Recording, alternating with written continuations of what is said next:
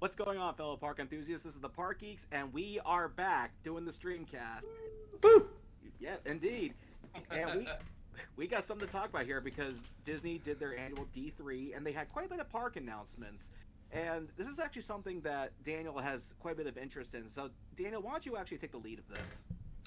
Yeah, absolutely. So for those who are not in the theme park know, D23 is basically Disney's annual convention. So for all my fellow gamers out there, it's their equivalent to their E3 presentation, and they go all out. They present their upcoming movies, their series, but the biggest panel that everyone tunes into is obviously their parks panel.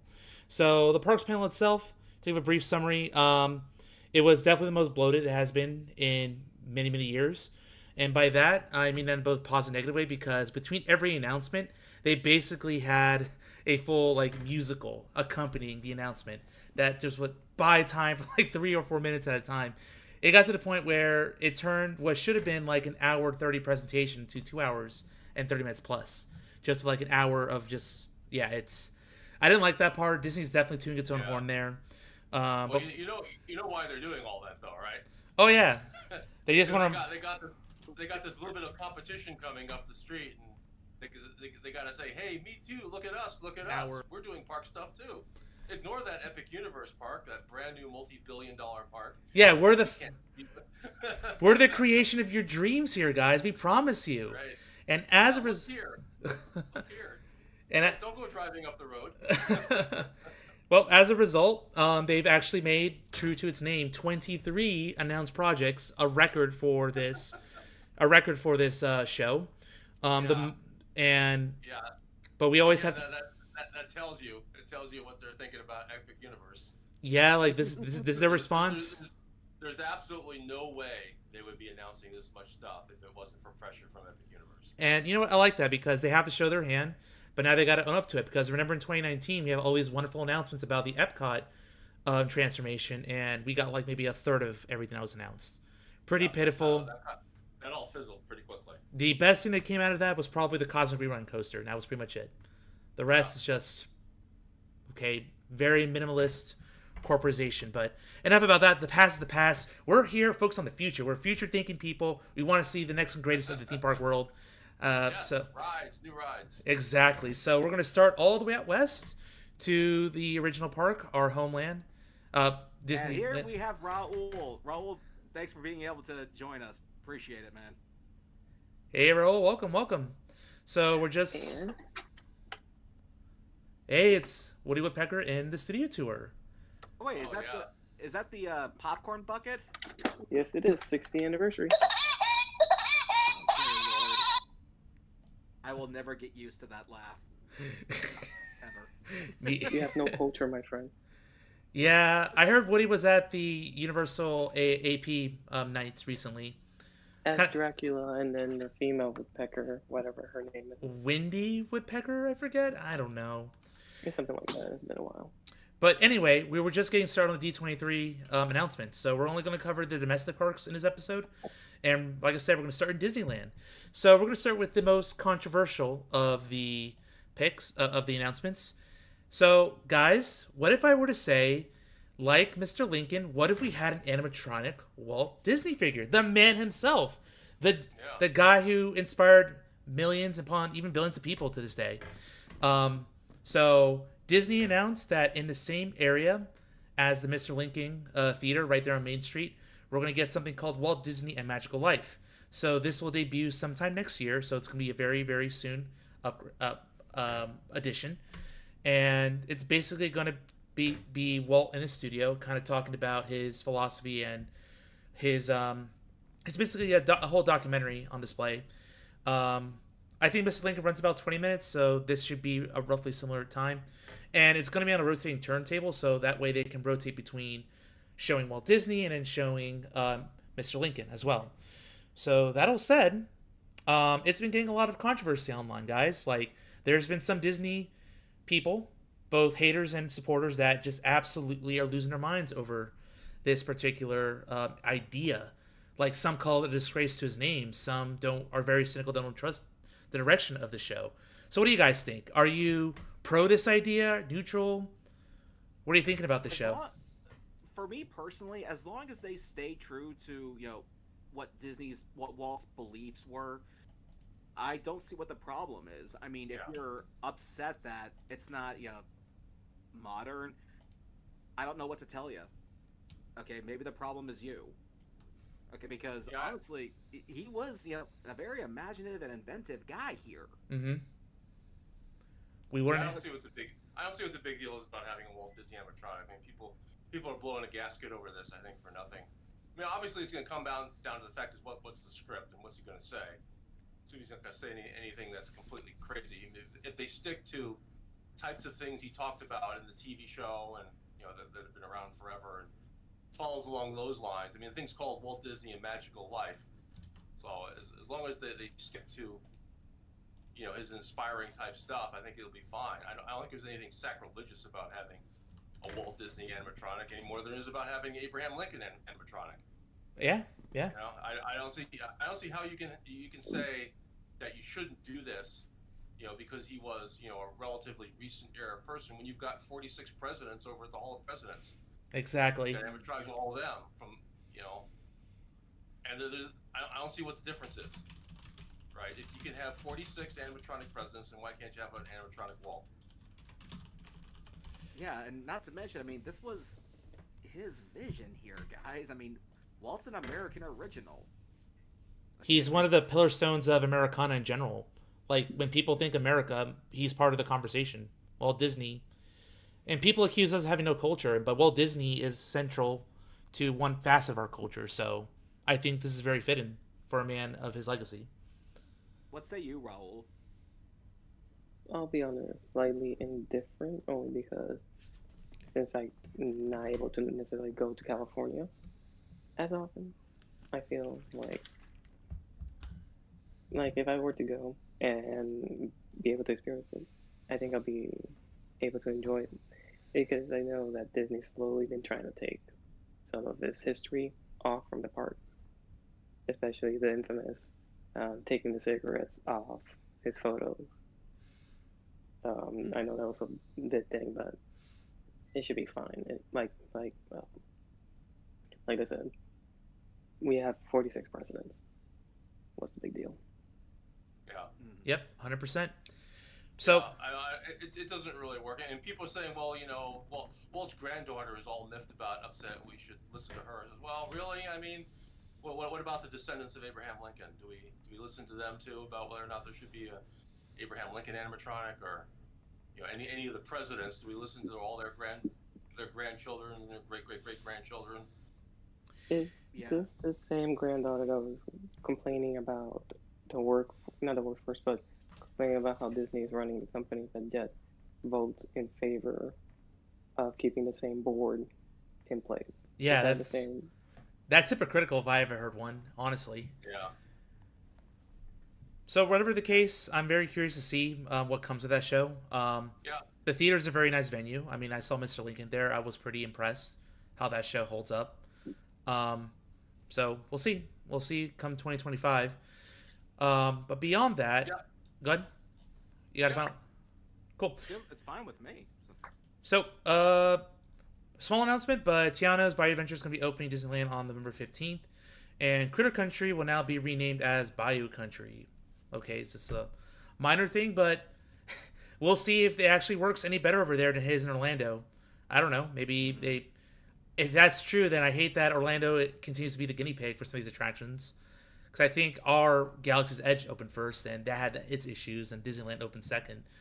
But whatever. It is what it is. It's been discussed. Yeah, because we opened Rise of the Resistance first, I believe, before they opened theirs. Yep. By like 3 or 4 months. Not a big timetable, but enough to let people form their opinions. Plus, what else can you say about Tiana's Bayou Adventure at this point? Well, we've already talked about it. I mean, I think there's more for us to say about it, man.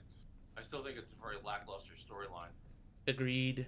For a theme park attraction, there's not enough conflict and surprise in it.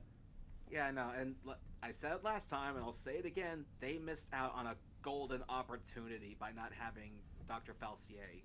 Yep. All because of cultural appropriation. What? I know. I heard more that they were apparently trying to keep away from voodoo in the sense of putting in a bad light, or Yeah, but Mama not Odie, pretending it correct. Mama Odie is a good voodoo priestess, and they keep her and her magic around.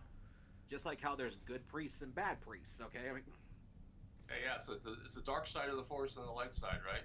Yeah. exactly. Yeah. It's like for every one person who uses it for good, there's going to be someone who uses it for bad. I mean, what more? I'm sorry, but that's just life. Yeah, it's a good dichotomy. It's good. There's a good moral lesson there. Agreed. All right. Well, moving on from that. Oh, go ahead. Yeah, Were you about to say I something, think Raul? we've already. No. Were you about to say something, Raul? No, I was just gonna add quickly. It's very interesting because their excuse, or their reasoning, I should say, for not having Dr. Facilier was because this takes place after the movies.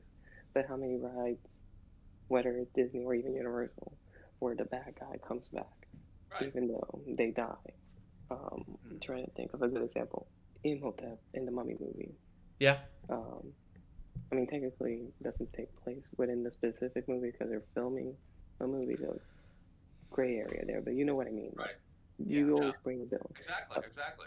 Yeah, actually, Daniel brought that up in one of our previous streams.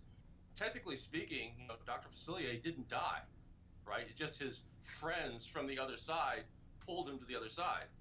Well, if you can be pulled to the other side, then you can get back out, right? Yeah, or just materialize as some agent of them. Like, yeah, I mean, there's all sorts of possibilities. You can imagine he made it while he was on the other side. He made some sort of deal with them to let him back out temporarily. Bring more souls in or whatever. yeah, you could come up with all sorts of storylines there. He's got the charisma to do it. I'm sure he can swindle demons. Absolutely. Exactly. Yeah, sure. So, of course, he's Keith David. He could do anything. Yeah, that's right. All right, guys. I think I'm disappointed that Splash Mountain is gone. I think that was a great ride the way it was. But... Praise be to Japan, the only bastion that keeps Splash Mountain alive. Yeah, more reason to go there now. It's a long flight now to ride that, but okay, be on the list. I mean, I would visit regardless. I definitely want to go to the Disney parks in Japan, 100%. Yep. Oh, absolutely. All right, so, moving on. Last announcement for Disneyland before we go to DCA is Millennium Falcon Smuggler's Run will have a new mission in 2026, which is going to tie in with probably the best thing that's come out from Disney, The Mandalorian and Grogu.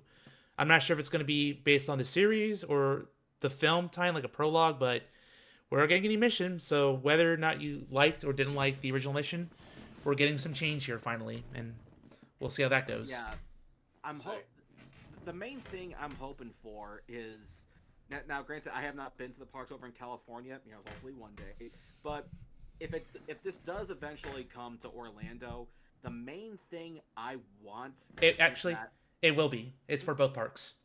Okay, great. Yeah. The main thing I want is that I want them to ditch the steering system. I hate this thing so friggin' much.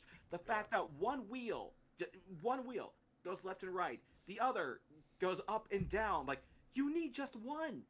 And the thing that also just drives me further crazy are the people who try to who vouch for it. They'll say stuff like, well, that's how it's done in the movies. I don't care.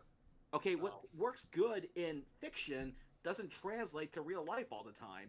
I remember, Daniel, you probably remember when the Xbox 360 came out and they had the Kinect. You could actually activate it by saying Xbox on. Correct. And it sounded cool at first, but then when we got it, it wasn't that interesting, and it barely even worked half the time.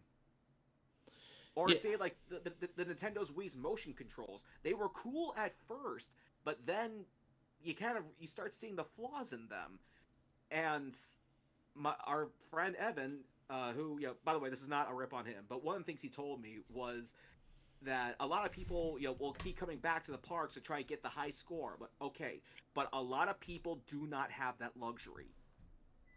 So we're talking about a small handful of people amongst every other Disney World fan who aren't pass holders or don't live within driving distance.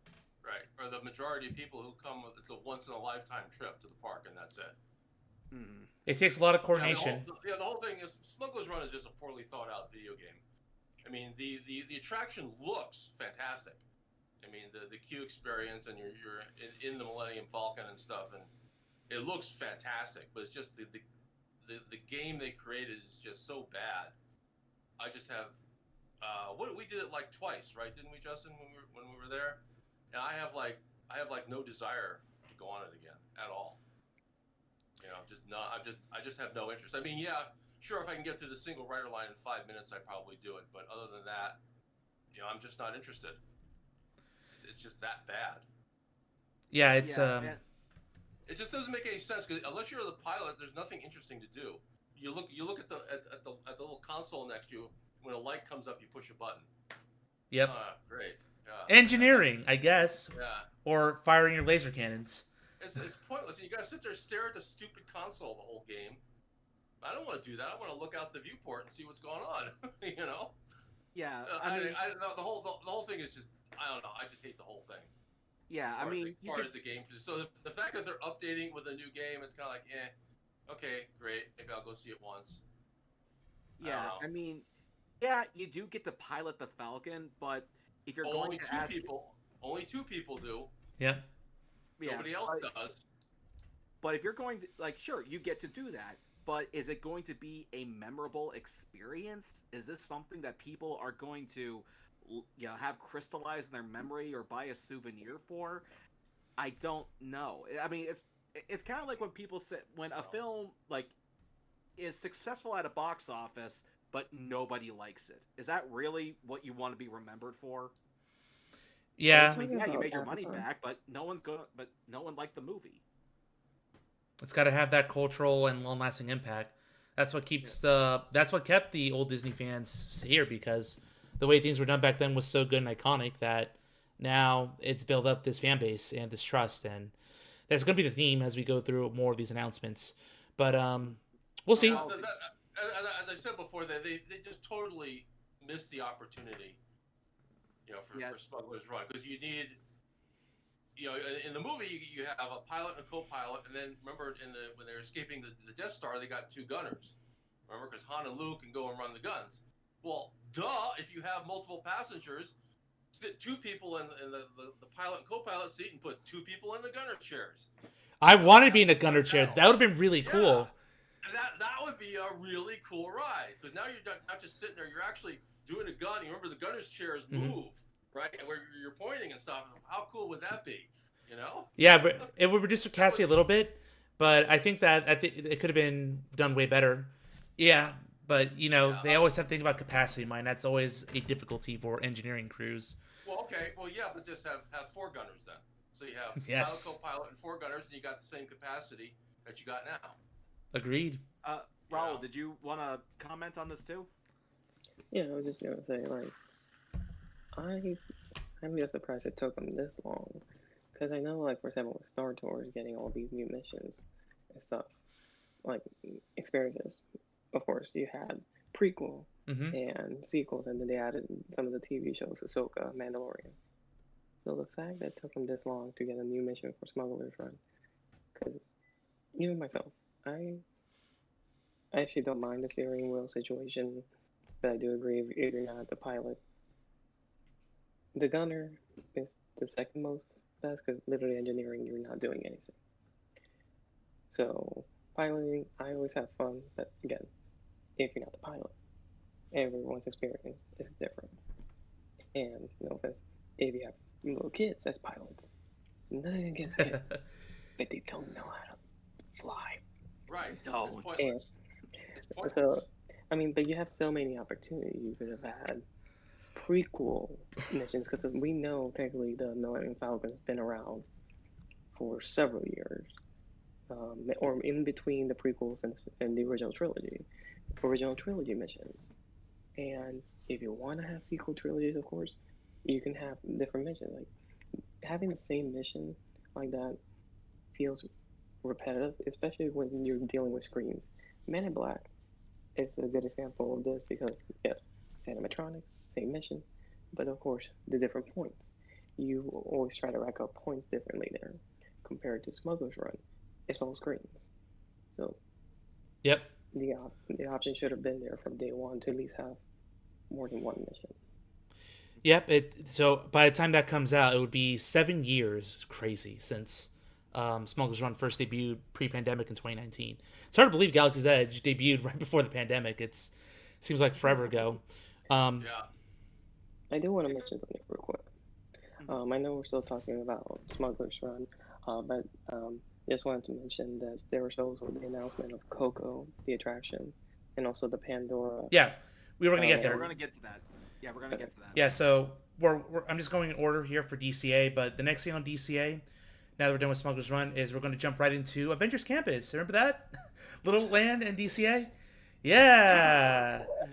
But hey, we're getting our e-ticket now, everybody, and it's called Avengers Infinity Defense. And guess what? They have used the ingenious idea invented in 1999 by Universal Creative with the Scoop vehicle guiding everyone on campus to fight against people in the multiverse. So that's one of the attractions. And the other attraction is called Stark Flight Lab, which is a really weird idea where it's like outdoor Kuka arms where they pick you up from the ground and then it like simulates different flight patterns of the Marvel heroes. I have no idea how that's going to work outdoors and look cool. It just seems like a really fancy flat ride, really. But yeah, here we go. Our e-ticket and a flat ride. Thoughts? Yeah, it's kind of a flat ride. I mean, you can do outdoor rides in California because it hardly ever rains, so that's probably okay. I don't want any Disney people to ever say, "Oh, Universal's copying Disney." You just copied 2 freaking attractions that have been in Universal for 10. It's safe to say at least 10 plus years or more. Correct, especially for Spider-Man. And here's a fun fact: one of the Universal creatives, when they were made Spider-Man, went over at some point to Disney and became an Imagineer, and was one of the lead. I want to say one of the lead Imagineers for Galaxy's Edge. And the reason I know that, because I saw a documentary when they were building Islands of Adventure, and his name popped up. And when I rewatched the Imagineering documentary, guess who was there? The same guy.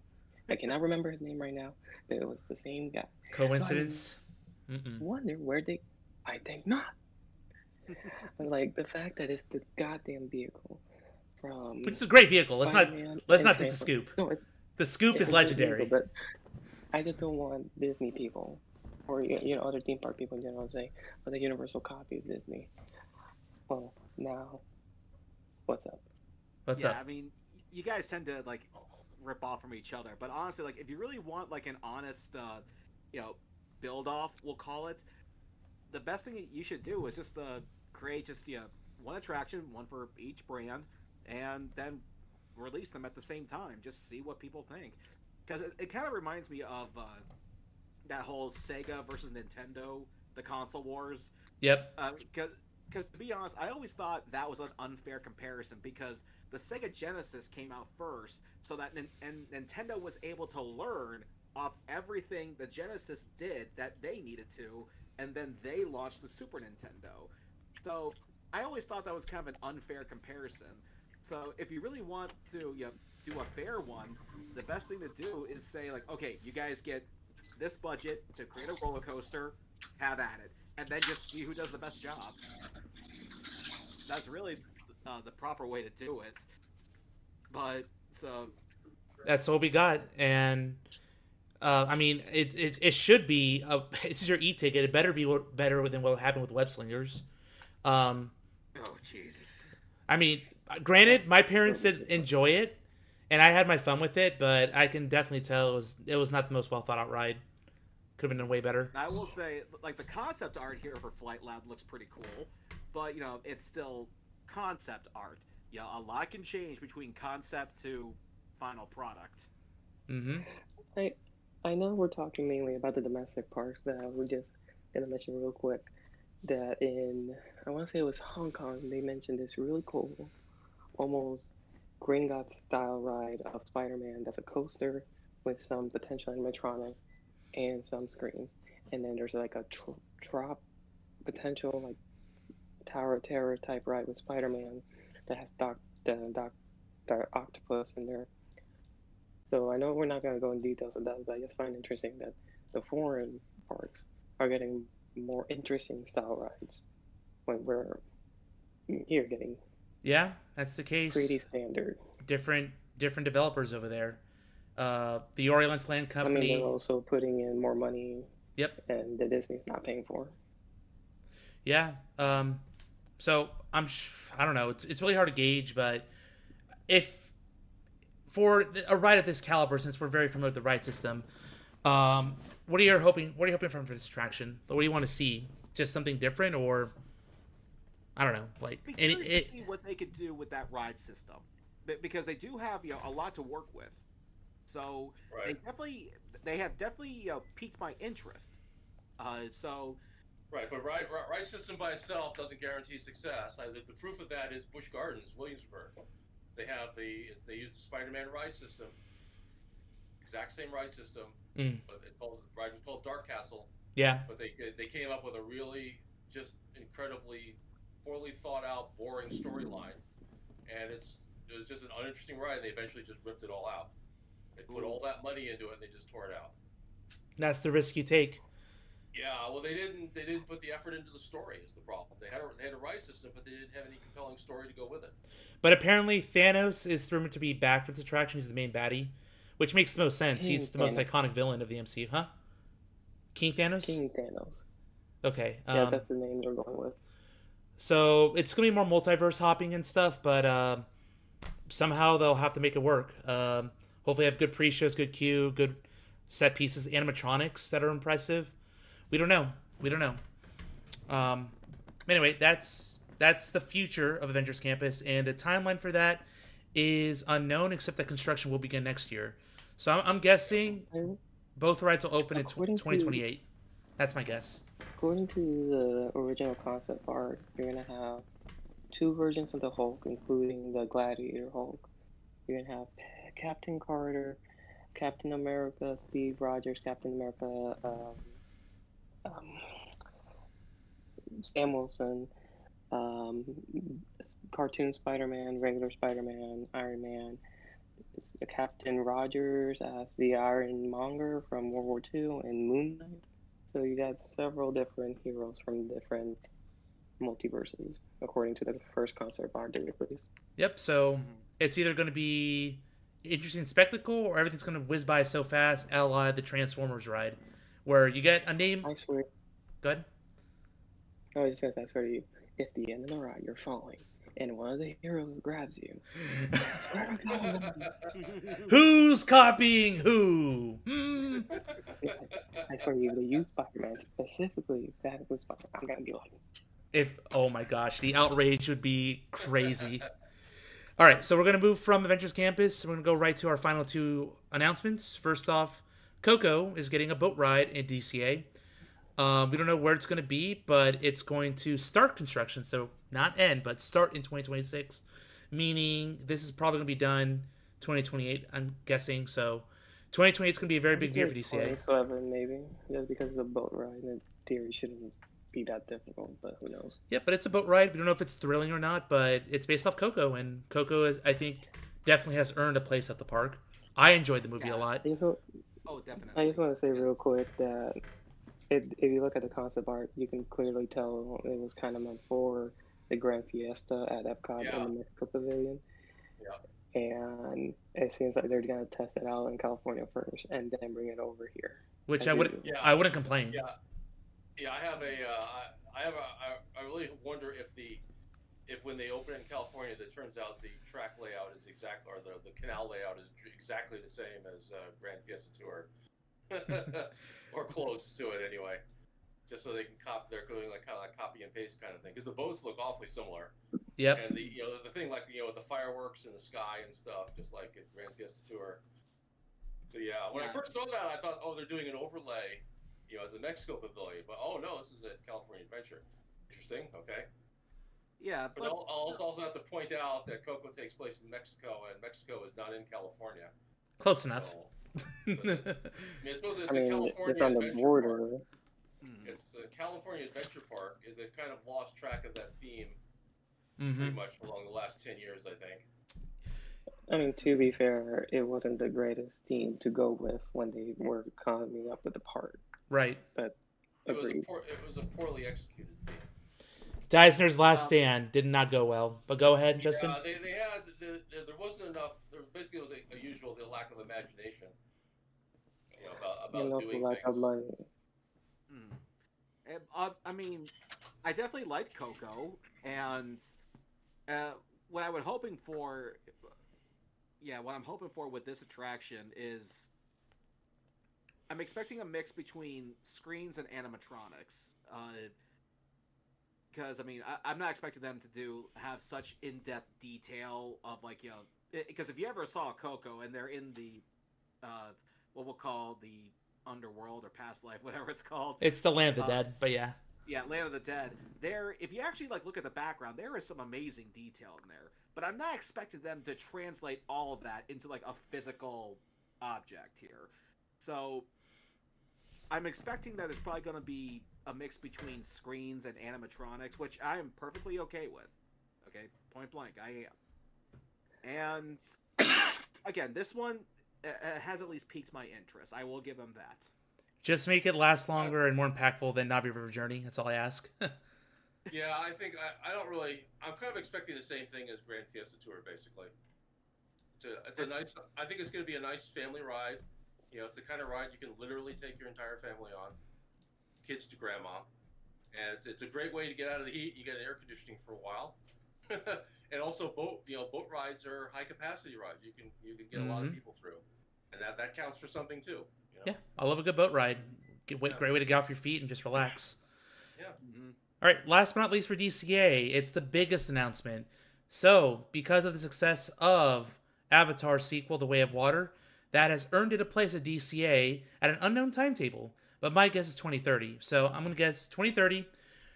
DCA is going to have a pretty big new land, which I'm not sure they're going to fit in DCA considering the footprint, but it's enough to include an e-ticket, which is going to be based off The Way of Water, with some fire and ash elements in there as well, which is a sequel upcoming. And this attraction takes a lot of inspiration and similar ride system as the Shanghai Pirates. So I think that'd be really cool to see because they worked hard on that ride. But how will execution go with this? How thrilling will this be?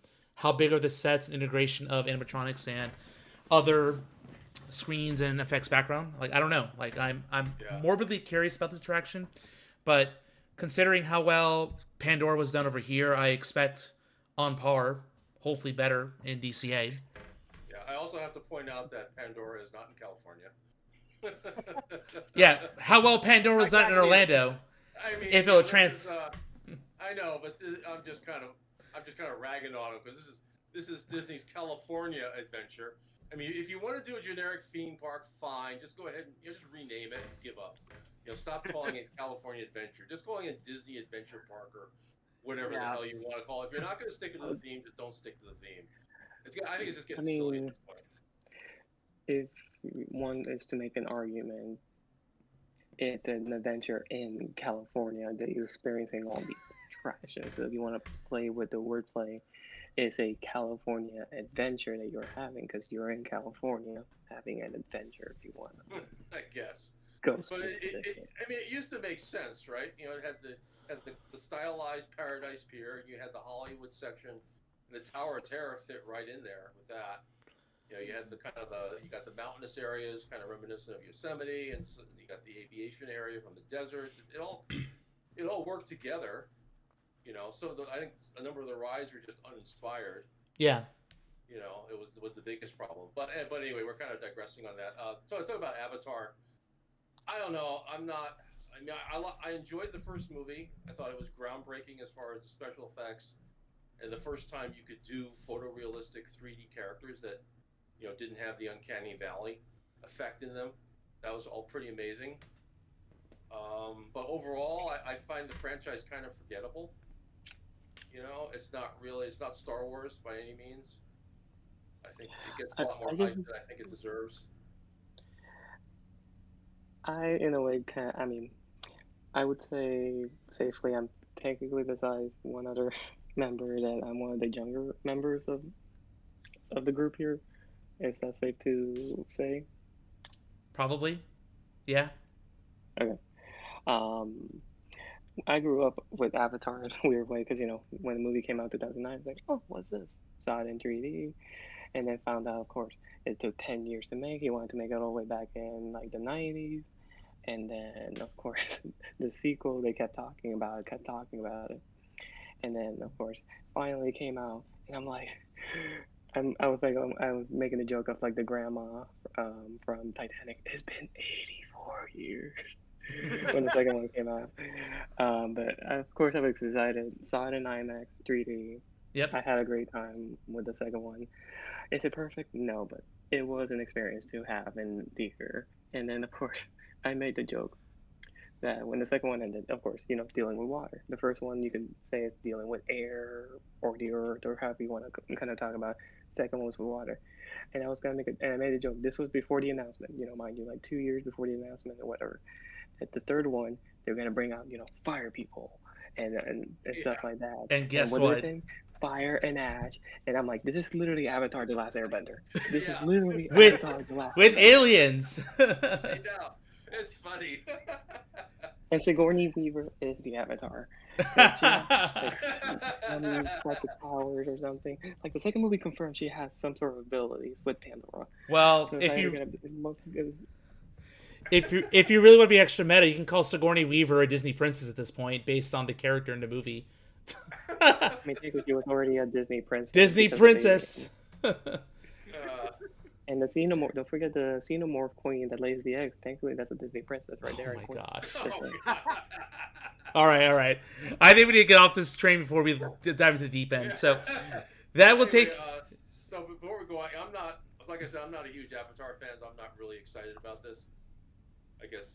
Yeah. I don't know. I'm sure the Yes, world will be that's cool. The same as the Animal Kingdom one. I like, just- a different version. I just hope they learn from Pandora here in Orlando and be like, actually make, like, you have the Na'vi walking around, like other things, not just people drumming along and being all conservative. But how are they going to Yeah. pull off a live walking Navi, though? I mean, They're Disney. They can figure it out. Come on. It's a variation of stilt walkers, right? You need people yeah, but super still, thin. Like, there's a lot of detail though in that look. Yeah, I know. It's going to be difficult because they're so thin. Yeah. Yeah. I hope this ride is not going to be Navi River Journey 2.0. And I swear to God, I'm the only one who likes that ride. I don't. Yeah. All right, It's guys. like- Okay, yeah, go ahead. You Yeah. can go on. All right, Could be so all night. we're done with California. Overall, it's hard to tell how that's going to turn out, but they're going to be busy. But I still think for them it's going to be a good 6-year timetable before all that's released. Yeah, Disney is slow with everything as it is. Yep. But now we're going to pivot to It our. took them 7 years to open a Pandora in Animal Kingdom, and Yeah, It's so that's what gonna I'm saying. Minimum 80. 2030. Minimum. Yeah. All right, so we're going to move the on. question is, Yeah. You have final thought? All right, we're moving on. Okay. yeah, I was just gonna say that that is most likely gonna scale back because there's no way from the concept art they're gonna make it as big, especially with the space. they That have, concept even art with the looks permits they got. huge. That's like a whole Yeah, theme it's park gonna be right scaled there. back. Yeah. But that's Disney for you. Overpromise and underdeliver. That's the mantra. Yeah. I wish I was kidding. Anyway, Epcot.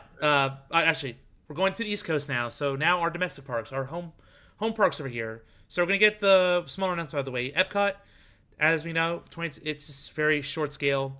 Now that the so-called reimagining's done, Test Track will have version 3 open up in 2025, probably summer to fall, which they're supposed to be getting inspiration World of Motion, which I think cool, but I don't know how you're going to tell the history of transportation on a fast-moving car. But we'll see how that goes. And they have a new lounge, so they just very minimally brand new lounge in Space Suburb, so you can go see the fireworks. Woo! Who cares? Epcot. Sure, it's an upcharge, so they like it because it's an upcharge. Yeah. So yeah, Epcot. Don't expect anything soon for at least a decade. I'd say maybe we'll get announcements in 4 or 5 years for Epcot stuff, but moving on. So we're gonna. There's actually one thing we probably should have commented on, and that's the fact of over in California they have the Deadpool Wolverine story time. Oh yeah. PG-13 Wolverine. Yeah, I mean, it's obviously PG-13, and you know what? I'm fine with that. Deadpool is definitely more fun when it's R. But this, I don't see having a huge impact on the Deadpool franchise. And the fact that they just threw Splash Mountain under the bus like that was just great. Yeah, at least somebody has a sense of humor there. They're not afraid to make fun of themselves, which is nice. Yeah, like I There's have only, to imagine. I watched the clips on YouTube. There's only a few jokes. There's a couple jokes in there I think it went a bit too far for a family theme park, but the rest of them I thought was okay. I have to imagine. I have to imagine. I don't mind the character being there. You know. Right. All right. So we're gonna. But I just have to imagine though that when Disney came to Ryan Reynolds about doing Deadpool Wolverine, I have to imagine that Ryan went, "If you guys want this movie to happen, you're gonna have to acknowledge some fuck ups."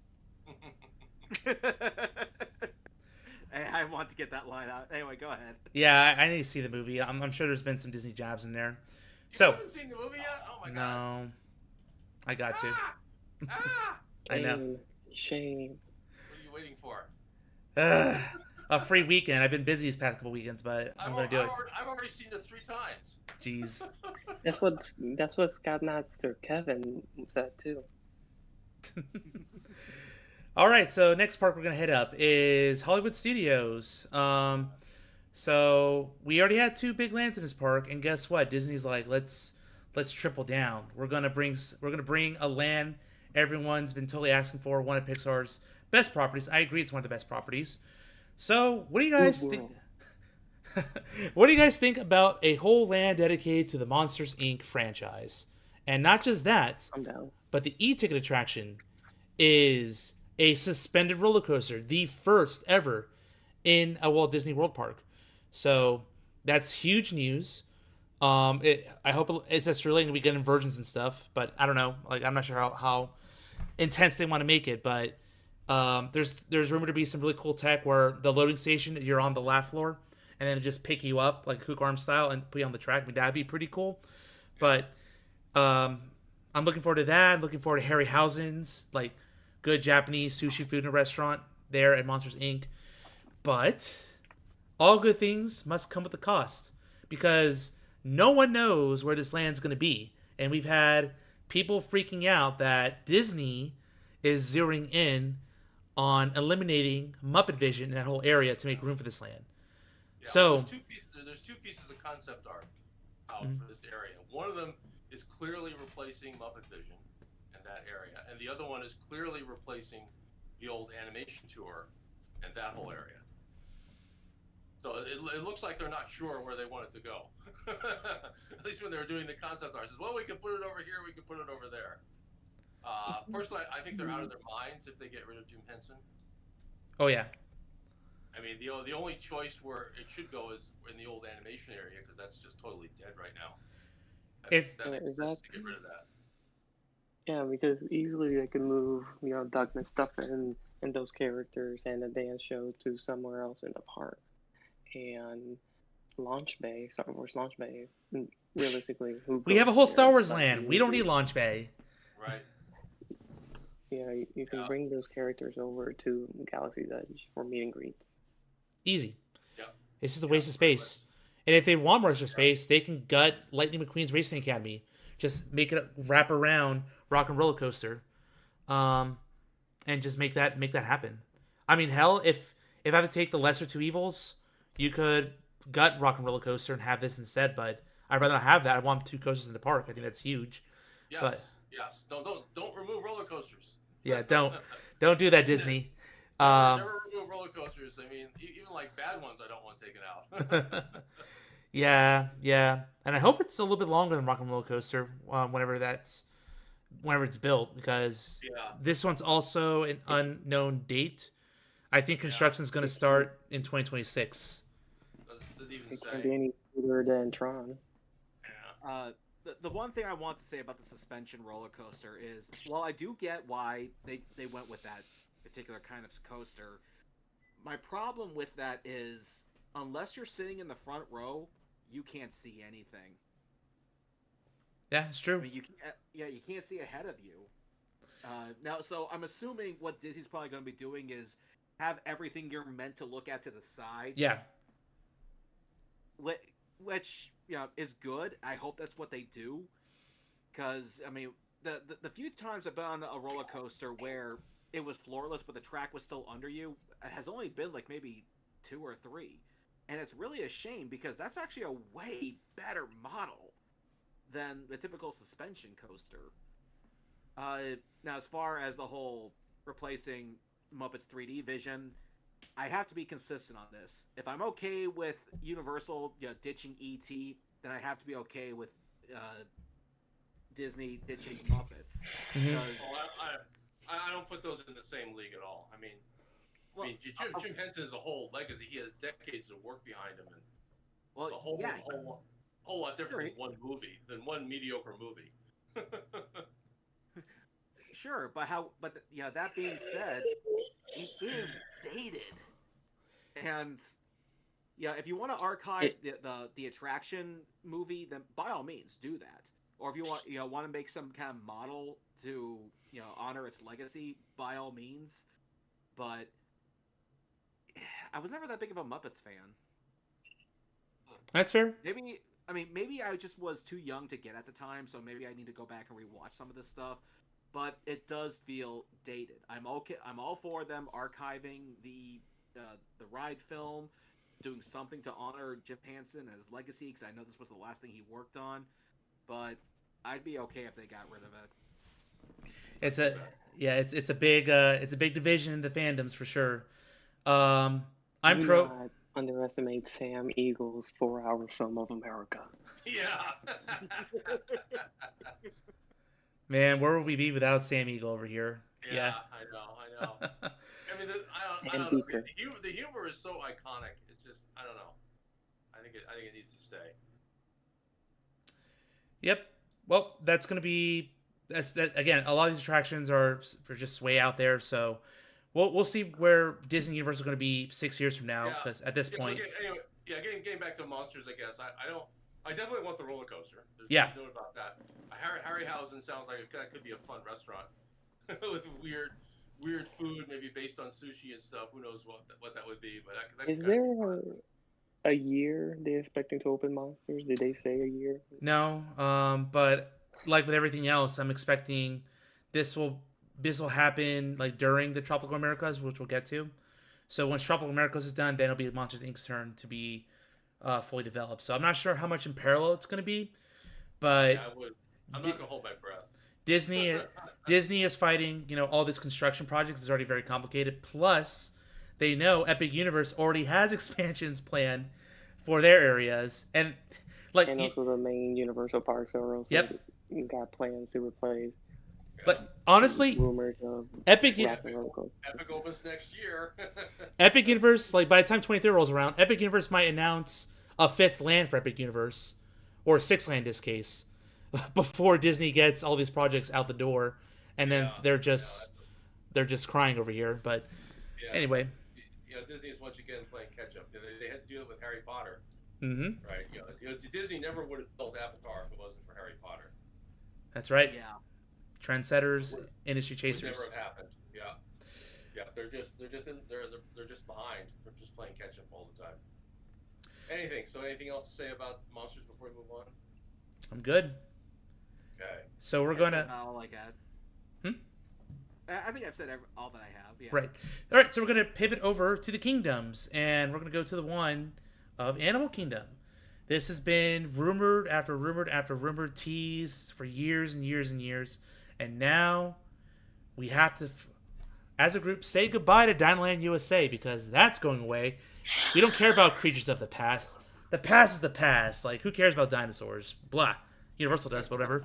No. We need to get the tropical Americas, guys. We have Africa, we have Asia. Let's give Central and South America its fair share. We have cool animals too. I'm saying that as a Colombian over here. So, Tropical Americas will feature 3 new rides, 1 new ride, and we'll just go through them in order of, I guess, importance. So first is going to be a carousel that features like carved wood-style animals from other Disney stories. So it's loosely related to animals in theme, but it's still using IP because it's just famous Disney animals. Okay, it's a carsel. Yeah, it's a family ride. You can have one of those. Yep. Secondly, and this is probably the most contentious thing, is Indiana Jones is worming his way into tropical Americas because he's an archaeologist and can go anywhere. So Disney promises this is going to be a brand new experience, even though I know for a fact it's going to be the same layout, but we'll see how much the story is going to change to go after some creature guarding some Spanish treasure in a Mayan temple. So that's really the premise of that ride. So we know it's guarding treasure. Yeah. It's gonna be treasure, like you see in the concept art. There's like this Catholic cross there, but probably guarding the treasure, and there's some big monster guarding it. So I do hope they pull some new tricks and they get some old effects working, like the whole rotating room. I didn't get to see that when I went to Disneyland last year, but I'm hoping for the new ride we get all the effects working, all the Q effects working, like the peak Indiana Jones experience. If we're gonna get Indiana Jones, it needs to be world-class Indiana Jones. No other comes close. That's my expectation, but I don't know if they're going to deliver. Yeah, I'm not. I have a number of thoughts here. First of all, I'm not really crazy about Dinoland going away. I mean, actually, Dinosaur is on the logo to Animal Kingdom, and now I guess they're going to have to make a new logo. Hey, they kept the dragon on there, and we haven't had a dragon there in ages. I know. Well, we never had a dragon. Yeah, actually, you did. There was a fire-breathing dragon. You didn't see the dragon, but you saw the dragon breathing fire. You guys ever see that? At like park opening or something? Yeah, very early in the days after Camp Mini Mickey, where the Lion King show used to be, when you walk across that bridge across the river, yeah, to get to Camp Mini Mickey, if you look to the right as you're heading into the land, you looked up the river. There's some rocks and there was a cave, and you could hear a dragon in there, I think snoring periodically, and then every once in a great while, the dragon would wake up and shoot a fireball out the cave entrance. Oh man! So you knew there was a dragon in there. You never saw the dragon. You just saw this fireball would shoot out every once in a while. So they clearly had, they were going to do, the land of mythical creatures over there like they're supposed to, which they never did. Well, I guess you can chalk that up to Pandora at this point, because you can call a banshee a flying dragon, but Maybe. Yeah, so I'm a little disappointed they're taking the dinosaurs out, because it is on the logo. What if we have dinosaurs in Indiana Jones, a la Journey to the Center of the Earth style? Oh, I know. Sure, we can do Jurassic Park. Oh, wait a minute. That's a different company. I mean, look, Indiana Jones, they did aliens, they got time travel. Dinosaurs are next, okay? Yeah, and Indiana Jones doesn't make sense to me either, because in none of the movies is there really much of anything to do with animals. Yep. We're just kind of shoehorning this in at this point. It is, and I remember even talking with Evans, like, is it a real creature or is it a made up animal? And he goes like, no, it's a legend. I'm like, yeah, so it's made up. Right. Right. It's not even real. Yeah. I'm not. I love the original Indiana Jones. When that Indiana Jones ride opened back in the '90s, my God, that thing was fantastic. I still want to go on that thing. It still holds up. I love that ride. That was a real state-of-the-art ride for the time. I mean, nothing else could touch that in the '90s. I mean, that was an absolutely amazing ride. I wish I was there when I was like 7 or 8 years old back in its heyday. They had like falling ice. They had and back in the old days when the park opened before the crowds took off in the '90s. If you went in early December in the wintertime, between Thanksgiving and Christmas, there was like nobody at the park. Man. And there was time where there was literally no line for the ride. And if you walk, as soon as you jumped off the ride, you know how the exit line works. You go up and over depending what side you're on. Right. You could literally just jump over the rope and get back in line. You didn't have to walk all the way out and all the way back in. Oh. I remember doing that. I just sat there. I got off the ride and I just hopped over the rope back into the line because there's nobody in line. Yeah, you're not line skipping. I went right back on the line. Because if you've been there, you got to walk like half a mile. It's long. To get into this thing. It's one of the longest queue rides at the park. It's so worth it. Just jump the rope. I just did it for like an hour. I was just riding the thing continuously. It's just fantastic. It's just an unbelievable ride. Yeah, I would if I had a chance, I would definitely ride it like 3, 4, 5 times in a row, and not get bored of it. It was great, but I just don't see that translating though, to Animal Kingdom, because Indiana Jones has never done anything with animals. Yep. Yeah, it just doesn't seem to fit. It's very out of place. Yeah, they're just kind of making this up as they go along. So, well, we want something here. We know it's really because the track layout is the same. It's the same vehicles. It's cost effective. Yep. Yeah, that's why they're doing it. I know what they could do. They could have the treasure that he has to get is guarded by Eddie. That doesn't work, right? No, it's okay. He'll just bring the disco lights with them. Yeah, you defeat the Yeti with a strobe light, right? Pick out your strobe light and defeat the Yeti. All right, so moving on from Indiana Jones, our last announcement of this land, because there's one more after this, is Encanto. So we're getting a whole casita. It's going to be, it looks like some Omnimover ride, but the story's It's a boat ride. Is it a boat ride? Yeah, it's a boat ride. If you look at the concept art, specifically inside the house, it's a boat ride. Oh yeah. I'm not sure. Like, people have been debating that.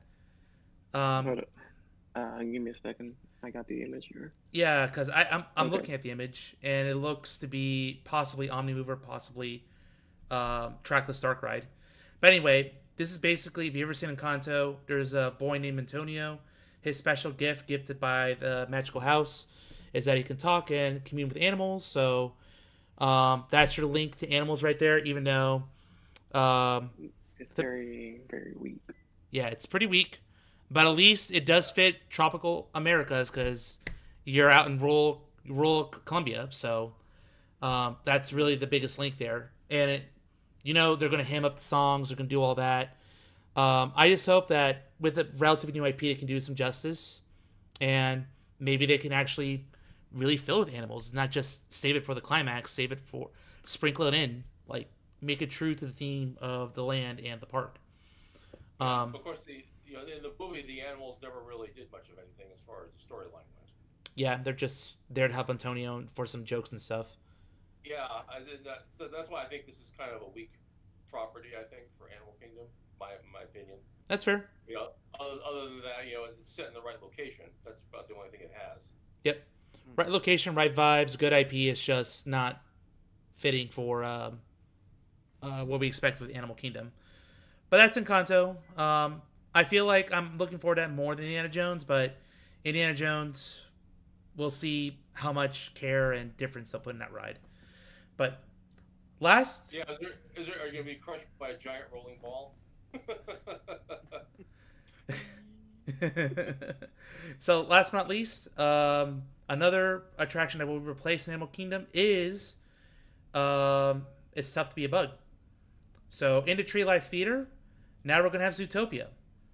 So we have no idea what the show is gonna be about, but I'm assuming it's going to be kind of like centered on the pop culture of Zootopia, with like introducing the biomes and stuff, so they can mix things that way. But I don't know, like some people really like it, that the show was very scary for a lot of people and enjoyed seeing people's reactions to it. And here it seems very sanitized, more for kids. But I don't know, like it is featuring all anthro animals, but it's still humanoid animal. It's not actual animal like we've seen other attractions. Yeah, that's not really the focus of the park again. It's kind of like goes back to what Joe Rodeo always talked about this park. It's not for the animal characters that basically act like humans and have civilization and stuff. Yeah, this is like it's animals that don't have civilizations. It's the wild. Basically. Oh yeah. Yeah, really wild animals, I guess is the quickest way to put it. Yeah. This doesn't really fit that. Also, it doesn't really. I mean, the Bugs Life Theater is underneath a tree, which makes sense for bugs. That doesn't really make sense for all these other characters. If the concept art there's anything to go off of, it looks like it's some sort of a hippie gathering with that gazelle artist played by Shakira they had. Yeah. I mean, we'll see. Coming from the music guy, you're calling them hippies? Go back to Woodstock. They're all holding hands. Like Kurt, you remember that whole Hands Across America thing that meant absolutely nothing? Yeah. Yeah, that's what I'm seeing here. I'm seeing in the concept art every animal holding hands like it's a giant hippie circle or some sort of hands across America. Yeah, who does that at a And, concert? Or at least most concerts. Most people are just dancing, going nuts. Yeah. Or if I it's don't know. yeah, yeah. I mean, like I liked Zootopia. Don't get me wrong. I don't think it was worth the 98% it got on Rotten Tomatoes. Oh no, definitely but not. uh, but yeah, like Kurt said, I mean, that takes place in under a tree, which makes sense for a bug. And yeah, A Bug's Life is definitely dated. I totally understand that. Zootopia, I do like, but I don't think this is the best location for it. Yeah. And don't forget, Zootopia 2 is coming out, so they Yep. gotta promote that. They sure do. So I'm sure the fact that there's another movie coming out is a major motivating factor for creating this attraction. But this one's coming pretty soon. This is coming towards the end of 2025. So when is Zootopia 2 coming out? I'm curious. Also in 2025. Also in also Amazing coincidence. late November. Can you imagine Zootopia 2 releases and then a couple weeks later, come to Animal Kingdom. We have a whole new show you can go watch for Zootopia. What an amazing coincidence. Oh my goodness. I don't know. I feel like I'll enjoy it, but I don't know. Like for me, it's tough to be a bug. It's a love-hate relationship with that show because it did scare me much as a kid. Now it's just like, okay. I've seen it enough times it kind of loses its charm, but. Oh, so by curiosity, if you didn't like you're scared by Tough to Be a Bug, did you ever see the original Magic Journeys 3D ride at Epcot, 3D movie at Epcot? No, I haven't. Oh, okay. You should go. It's on. I'm pretty sure you can find it on YouTube. I'm pretty sure there's a copy there. But that one is. We'd have a whole episode about how freaky that thing is. I wonder what kind of drugs the filmmakers were taking when they made that movie. That's how I feel about many movies in the 80s and 90s at times. Yeah, I mean that thing is literally like an acid trip. All right, so we're gonna move away from Animal Kingdom to tackle our last park, Magic Kingdom. So this got, I think, the brunt of the news, although Animal Kingdom was pretty big. First and foremost, Pirates of the Caribbean. We get a themed tavern. Not sure where it's gonna go, but it's probably gonna be very tiny and very crowded because Disney adults and alcohol go together like peanut butter and jelly. Yeah.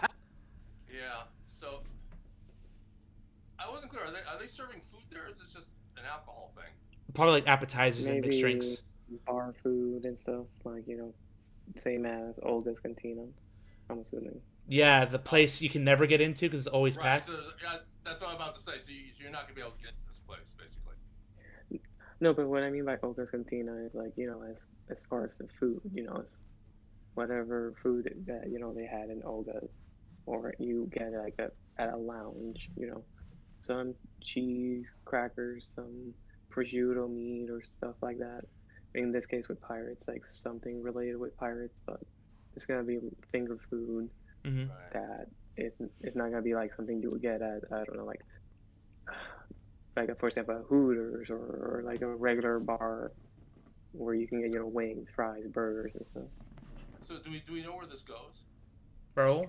Most likely that this is just my guess. Most likely in front of the exit of the ride where they had that quick service place that's never ever open. Yeah. Only maybe during the dark. That's after so dark tiny. parties or holidays. Yeah. Hey, they don't have to spend that much money. They just close off some walls here and there, and boom, you got a lounge. Yeah. Okay. So right, it's gonna be so tiny you'll never be able to eat there. Okay. Yeah, it's like maybe, 50 people at most? That's just me guessing, but it makes sense. Like, where else would you put it in the park besides somewhere right there? Unless there's some space at the exit of the ride that you can use that's been empty or something. But They got space over I there. guess we'll find out. Well, there's the whole gift shop at the exit of the ride that takes up a huge amount of space. But I don't think they want to give up the gift shop because that probably makes money. All right, so move on to our next announcement. And this is probably another, why would they do this? But we finally know about what's going behind Big Thunder Mountain Railroad. And can you guess what it is, my friends? It's an IP. It takes place in the frontier. Oh, but it doesn't involve any humans. Martini's mom. No. Cars. We're getting cars here in Orlando.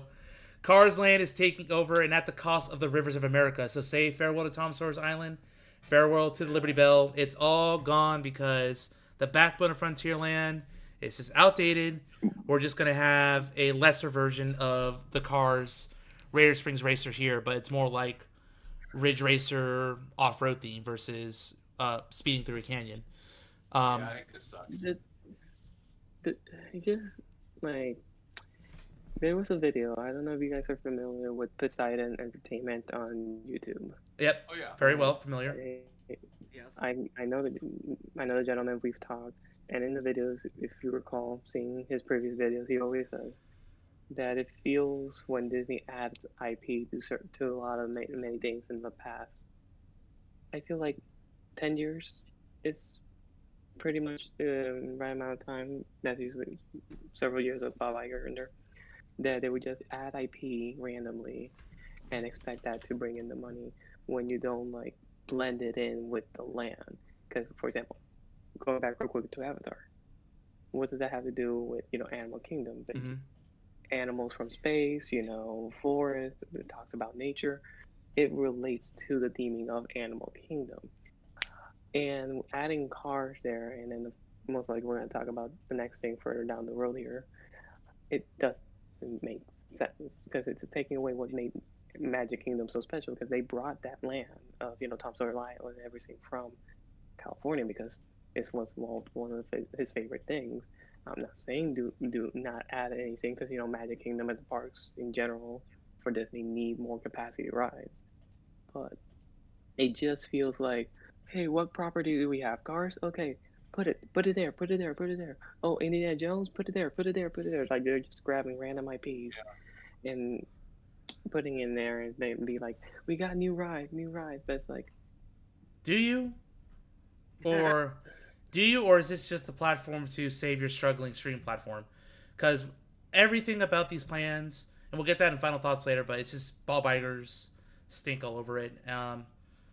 It's the direction they've wanted to. They've already committed to nothing but IPs for the next decade, basically. So, unfortunately, Cars still sells like hotcakes, so we have to shoehorn in the Orlando parks because it was well received in California.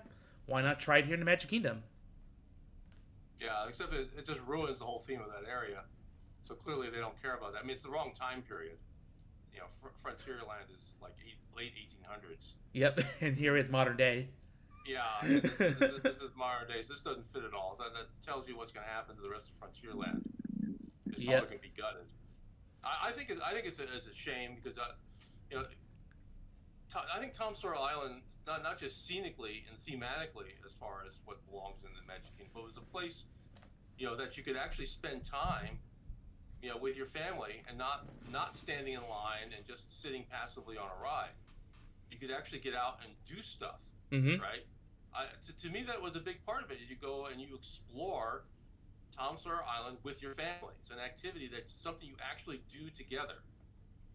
People say, "Oh, we're going on the ride together." Yeah, but so you're seating together, but you're not really. You're just all passively experiencing the same ride together. It's not really. You're not actively doing something together when you're on a ride together. Yeah, Disney is taking the park out of theme park here. Yeah. Universal's doing the opposite. And Tom Sawyer Island, you're doing stuff. Right? There's all sorts of things you could do there, with your family. And I think that was kind of significant that you could actually have real bonding time on a family vacation. Doing stuff, and you're not just standing in line for the next ride again. Yeah, that's all day doing that. 100% right. And it was interesting. You get all those fun little caves to explore, walk around and try, the funny bridges and stuff, and crisscross around, just see where all the paths go. I thought it was a really kind of delightful experience. On a crowded day, you take the raft over to the island, and it wasn't all that crowded. It was kind of nice to get away from the crowd and all the commotion for a little bit. Actually been on that Tom Sawyer attraction. Pardon? I don't think I've ever been on that Tom Sawyer attraction. Not many have. Never been out to Tom Sawyer Island? Oh my God. Go now. You better hurry up. Oh, Evan. Yeah, it's I don't know. It's a different experience from the rest of the rides, but I think it's something that should be there. Yeah, and I think that's important to have that element to explore. That's what with Epic Universe, you have all the street entertainment. That's important. The big play areas for kids. I think it's important to allow that for exploration, just to really see who could be around the corner and a different Right. experience every time you go. It's not just ride A to B to C whatever. That's Um, right. so I think that's hugely important. I'm glad a big company's embracing that, not shying away from it. Um, but anyway, we'll get away from Cars Land for a bit. There's supposed to be another flat ride there, but who cares about that flat ride? It's a flat ride. So If it uh, actually gets built. yeah. So before we get to the biggest announcement, positive, we're finally getting a nighttime parade at Magic Kingdom again. I love those as a kid. They were like one of the biggest Finally. things. Yeah, like I'm so glad that's back. That made me like giddy just hearing that, because the electrical parade growing up, like that was the thing to Oh watch. yeah. That into the That was fireworks, amazing. Yeah. and I'm so glad, and I hope they really treat this parade with respect and make it fun, and memorable. So, I'm looking forward to it. Oh, yeah. Yeah. I'm pretty sure it'll be good. Well, Mhm. most of the nighttime parades have been good. They've had one or two misses, but most of them have definitely been good. Indeed. And last but not least, what was teased for a couple years is finally reality, or at least so Disney says. We are getting one of the biggest expansions of Magic Kingdom in such a long time, and that's going to be a Disney Villains Land. So back then, there were rumors that they wanted to build a fifth gate based on nothing but villains, but I guess they didn't Yeah. see that as profitable. But they're like, we can make a land out of this, so why not make it one of the biggest land expansions to the Magic Kingdom, and hopefully add a lot of capacity and give the other side of the coin a chance to shine. So it's a long time coming. I am so on board with this idea. The only question is execution, because we only know we're only getting 2 e-ticket rides. Not sure about any shows, maybe street time stuff, and the restaurants and shelves like always.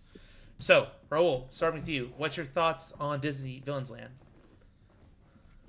One, if you look at the concept art, whoever made it, you can clearly tell it was in a hurry because this felt totally last minute.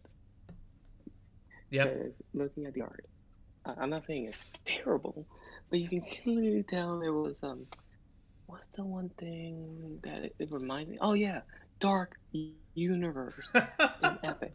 You can You're right. clearly tell that they were inspired by Dark Universe, clearly by the color palette and everything, the castle and stuff.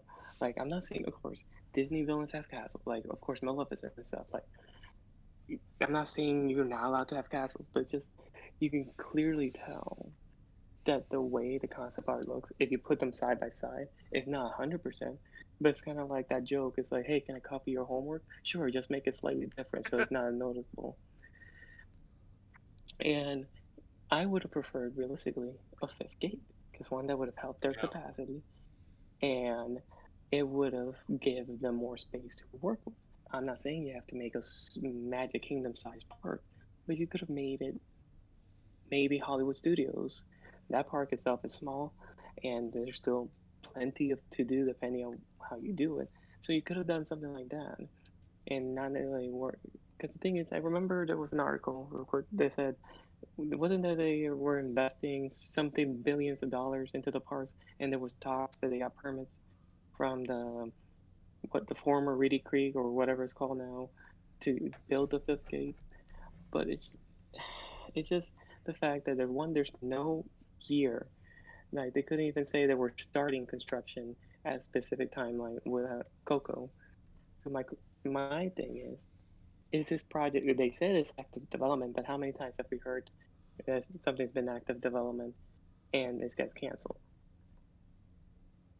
There's a long history of various Disney attractions and stuff, and some of them got further into development and they got canceled. Even their hotels back in the day before I was I can't remember the exact year when they were building Pop Century. It was supposed to be themed to the different years, 90s, 80s, 70s, and then you cross the Millennium Bridge, and it'll take you to the 50s, 40s, 30s, or something like that. They never built the other half of that hotel, and that became Art of Animation Courtyard. the building for Little Mermaid is the only building from the original version of that hotel. But that just goes to show, even yes, you can say, you know, the 2008 market crash, all Yep. these other elements, affecting different things. But at the same time, it's like Disney, even on their good years, they promise something and it changes. And if it gets built, it's scaled down. And if they go further along, they get canceled. Because Mary Poppins, anyone? Yeah. The 2, 3 story thing that we're gonna have for festivals and stuff in Epcot. Yeah, that build looked really Um, cool. I was hoping for that. Mhm. That looked like an and then architectural marvel. And yet that building looked like something Walt Disney would be like, yes, that's a community center that combines, modern and very rural looking things. So let's make it happen. And no, too much money. and Beastly Kingdom and Animal Kingdom, the actual fantasy portion of the park that eventually Imagineers from there went over to Islands of Adventures to make Lost Continent, Yeah. and that was supposed to be built, and of course it never was. So again, this is what I'm saying is there've been previous years, whether it's been good years for Disney, bad years for Disney, and they promise something, and it always comes down to budget or money. So my worry is they're saying, "Oh yes, we're gonna build a Billings land," and when the time comes, are they actually gonna commit to it, or are they two things gonna happen? They build it, and it's gonna scale down to the point where it's only gonna be one ride, and it's gonna be maybe one shop and one quick service, or maybe sit down. Or if there's gonna be two rides, it's gonna be basic rides, so they can save money in some aspect, instead of gonna take them 10 years to build, like Tron. Yeah. Yeah. And I'm looking at the whole land on Google Maps right now. They have a lot of land. I wonder if they're going to be confined within the railroad, or they're going to reroute the railroad, or they're going to go over the railroad. I don't know, but if they utilize all the space, they can make a land pure so gigantic and really give the villains their due. But I don't know if they would. Yeah. Yeah, Well, it deserves to be its own gate. I mean, that it clearly need the Villains Land Park should be a park. yeah. I mean, like again, it has my interest, but I want to know, what are you gonna put there? Like, is it just gonna be like a giant like meet and greet with shops, or are you going to actually build a ride? Oh, there's gonna be rides. They said two Are you sure? rides. Okay, because I don't recall hearing any announcement. Uh, They're very vague but about it. Yeah. yeah, did they say what kind of rides, or did they just say they're going to have rides? They said expect two rides, multiple shops and restaurants, and meet and greet opportunities. Um, Okay, so they didn't say what kind of rides yet. No, they're not. They're very vague about the whole thing. It just says we'll include 2 major attractions plus dining and shopping. yeah, the attractions, it may just be a ride and like a big show, honestly. Um, which a villain show would be cool, especially if it's like a stunt show or something. Um, Well, you can see in the concept art, if you look at very close in the foreground, but at the bottom, there's something that kind of looks sort of kind of like a roller coaster, maybe swooping by bottom of the frame there. yeah, I think Maleficent roller coaster, or just a roller coaster that, like, wouldn't that be cool if we had a roller coaster that takes you from Maleficent's castle all the way to the underworld in Hercules, and you get to like ride by Hades and stuff, Yeah. and then maybe go something like that, yeah. and then go to Nine Ball Mountain, and you have freaking Charon or whatever his name is, with the classic music According playing. to the concept art, it's very small, but if you look towards the bottom of the concept art they released, it looks like a roller coaster going through the waterfall or Ooh. waterway or something. Yeah. Again, it's very hard to tell, but it does look like it's a possible roller coaster. Again, if it's actually built and it doesn't get changed to something very basic. I hope I'm wrong, because the thing, whenever, and I've talked to this with my girlfriend who does love Disney, and I always tell her, I don't comment at a point of view from hate or I'm trying to trash Disney. I always want a yin and yang with Universal and Disney. In general, all theme parks. Yeah. But they're the two biggest of the parks, besides maybe some ones in Germany or something like that, but we're not going to go there. If you push one park, the other park would want to do it better and stuff, and vice versa. Like, but the thing is, if let's say Disney gets complaints or they don't push the envelope, how they always done it, for many years, the way that always inspired many people during the early years to even the Michael Eisner era and the early years of Bob Iger. Then you just get in a way complacent, and then your competition catches up with you, and then you look like, Yep. ugh. You look like the fool, and you missed out on the opportunity.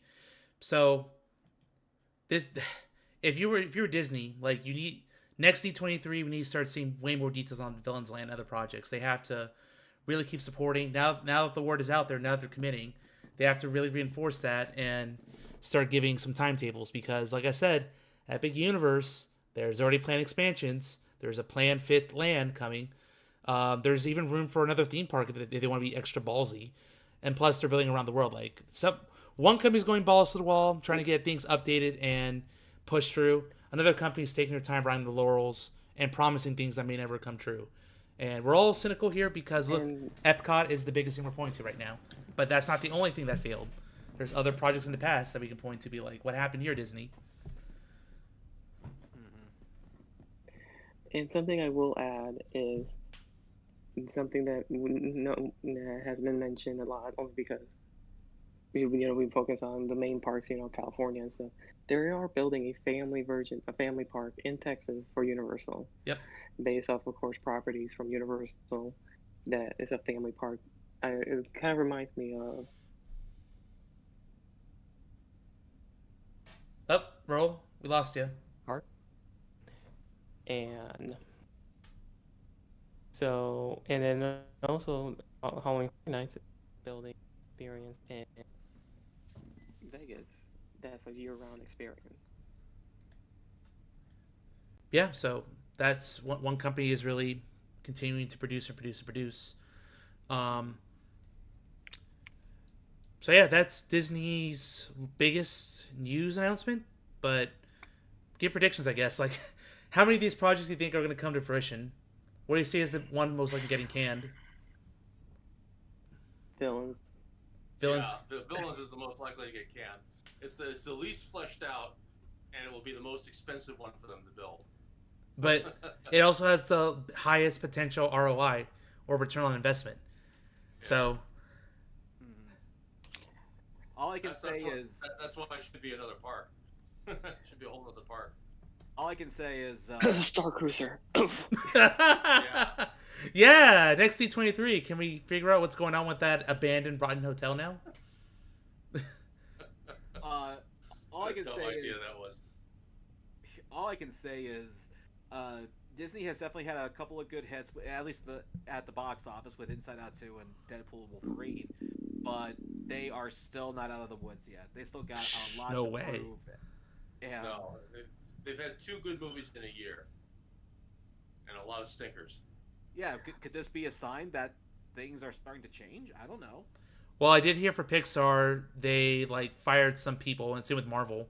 They got rid of some people that were holding back those properties and trying to inject new blood. But we'll see. They canceled The Acolyte after 1 season. And they would have renewed that show for a 2nd season. They might want to try again with The Old Republic and Revan. I don't know. But whatever. We're getting off topic there. Essentially, the bottom line is it's too soon to tell. They made these announcements, but let's see if they can keep them. And how long it's going to take. Because all we know in 2025, at least for Walt Disney World, Universal's getting a whole new theme park and probably some other things for other parks. And Disney is going to release their 3rd version of Test Track. And not much else, really. Maybe Show Us at the Ground. And the Zootopia show. That's at the very end of the year. So they're very, very light in a year where their competitor is about to take a huge, gigantic leap forward. And I just want to say, Epic, after, COVID and the shutdowns and stuff, once they got back and fully, construction built, they were able to build everything that is there now in less than 4 years, or around 4 years. Yeah. And that's an entire park. Yes. It is nuts. And there's people complaining that they think Epic Universe doesn't have many attractions. What? It's Are like, you kidding me? yeah, there's people like, well, Magic Kingdom has like 27 attractions. Epic Universe has like 13. Ugh. I'm like, okay, so Yeah, I'll take Magic Kingdom has been around for a lot longer. 13. I'll take 13 good attractions, 13 of great city attractions, than just half of them being aging, outdated, or just whatever. Okay. Or closed. Yeah. If we want to go there, let's talk about okay, real quick. Mario, Dark Universe, How to Train Your Dragon, a third Harry Potter land that you know they're gonna make money on butterbeer and wands alone, and of course a new celestial area plus a hotel that's right there That's in right the there. park that you can Yeah. walk into the park. And also, what's the word? Oh yeah, expansions. Yeah. All right. So, Well, any final yeah. thoughts on Disney here before we wrap it up? I think I've said all I had to say. Yeah, I guess in summary, I question the appropriateness of a lot of their announcements. I mean, they're just kind of dropping stuff in here and there. They're not paying attention to the overall theme of what should be there, in my opinion. Right. And I question whether they're actually going to build a lot of this stuff and what it's going to look like. And Well, I question, all the stuff we're going to lose Mm-hmm. that probably should be there. Like Frontierland and Tom Sawyer Island. And I bet you Liberty Square is going to be on the chopping block next. If they do that and get rid of Haunted Mansion, there will be a riot. I know, God. I'm sure they want to get rid of Hall of Presidents. I'm sure there are people inside that want to get rid of that. Probably. And But I think it'll take Liberty Square with it. yeah, there's one thing that could be a glimmer of hope. I'm going to put on my positive cap on, and that is Bob Iger will be stepping out from CEO in 2026. So if Well, let's how say, many times has he said that in the past, though? well, let's just play devil's advocate here. Let's play hypothetical. So let's say 2025, Universal kicks ass, Epic Universe is a huge success. They're breaking attendance numbers. Disney's losing attendance.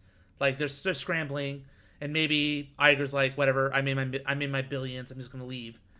And I don't know. Desperation is when a lot of people bring out their best. So if Universal kicks ass next year, which I'm sure they will, they should, and it has that effect on Disney, then who knows? Maybe the next CEO is gonna be like, all right, we have all these cool projects. I'm going to gut the ones that suck, and I'm going to really make the ones shine and fire back and invest the $60 billion we have allocated for all these projects. So that's Disney's biggest pull to lean on, a change in leadership, which it's contracted to happen soon. And if it does happen, great, because they really desperately need it. But for now, I don't see them having any hope in this next 5 to 6 years. I think Universal's gonna really flex and take ownership of being the number one theme park provider here in the U.S. Yeah, you can see it in the attendance numbers. Universal's going up and Disney's going down. Yep. But my worry is it's because here's the thing. Not a lot of people know this. A lot of the people on the Disney board are basically Bob Iger's people. Like there's this one woman I remember reading that she is the friend of Bob Iger's wife, and then that's how she's on the board. A lot of people on the board are basically Iger's people, and then a lot of apparently rumors that Chapek didn't work out is because he was trying to basically do his own thing, get Disney to make money, like get some people say make money again, and then other things happened and they got him out because it basically wasn't following Iger's, and Iger was apparently always trying to undermine, Chapek, because long story short, look at what happened with Scarlett Johansson in the lawsuit. Chapek goes away and boom, bam. So we'll see. A change in I'm leadership just afraid who they'll get. can dramatically change a company. Absolutely. So Well, it really, it's not just Iger. You got to get rid of the board. yep. Really, you Board. need a new board. If you want Disney to really turn around, you need CEO. Yeah, honestly, they'll be gone. Sorry, Josh Tomorrow. I think he needs to go. I don't think he's been planning the projects that well I'm judging him based on the work he's been putting out, not managing budget well, not really committing. probably admitting things behind the scenes to cancel some projects. So, yeah.